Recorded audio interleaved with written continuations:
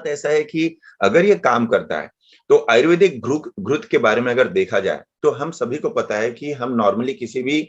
आयुर्वेदिक घृत को बनाते हैं। अब भले वो पंचतिक्त घृत हो या महापंचतिक्त घृत हो, पंचगव्य घृत हो, जो हम लोग प्रैक्टिस में ज्यादा उपयोग करते हैं, उसके अंदर सबसे पहले हम अगर उसको मूर्छित नहीं भी करें, तो भी उसके अंदर मेडिसिन डाल के, क्वाथ डाल के हम उसे 8 से 16 से लेके 24 घंटे तक पाक देते हैं। अब ये लोग अलग अलग पाक देते हैं। पाक देना चाहिए, पाक के ऊपर कॉम्प्रोमाइज बिल्कुल नहीं करना चाहिए, क्योंकि आजकल के बहुत सारे स्टूडेंट ऐसे करते, प्रिपेयर करते समय कि वो एकदम कम क्वाथ लेते हैं और उसको बनाते हैं। देखो, कम क्वाथ लेने से क्या होगा, क्योंकि आयुर्वेद के अंदर जो कहा है कि 1 से 16 पट होना चाहिए, फिर 1/4 उसको रखना चाहिए। उसमें यह है कि जितना आप अपने घी का पाक करोगे,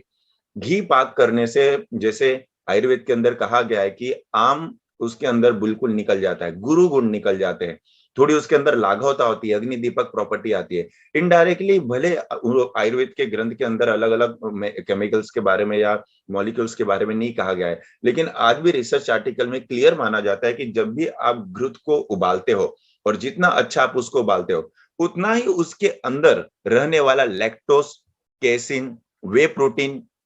और जितने भी हेवी मटेरियल्स होते हैं जो बिल्कुल भी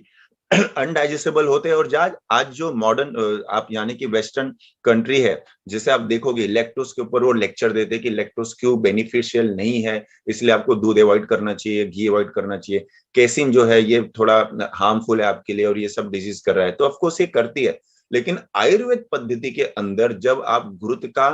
पाक करते हो, आप घृत को क्वाथ से उबालते हो, तो आपके जितने भी साइड इफेक्ट देने वाले मॉलिक्यूल्स है, राइट फ्रॉम लैक्टोज से, कैसिन से, वे प्रोटीन, ये जितने भी हेवी मटेरियल है, ये सब के सब डिसइंटीग्रेट हो जाते हैं।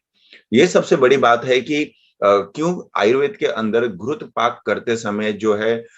खाली घृत अवशेष यानी स्नेह अवशेष तक पाक करने के लिए कहा गया है। और इसका सबसे बेनिफिट ये है कि आयुर्वेदिक घी जो है, ये एक लैक्टोज इंटॉलरेंस पीपल भी ले सकता है, क्योंकि बहुत बार प्रैक्टिस में आपके पास आता है और आप घी जैसे बोलते हो कि आपको ये घी लेना है, तो सामने वाला पेशेंट आपको बोलता है कि नहीं नहीं, मैं डॉक्टर साहब, मैं तो लैक्टोज इंटॉलरेंस हूँ और मुझे लैक्टोज वाली चीज जमती नहीं है, घी वगैरह जमती नहीं है। और मैंने देखा है कि बहुत बार जो प्रैक्टिशनर है वो विड्रॉल कर देते हैं अपने लाइन ऑफ ट्रीटमेंट को।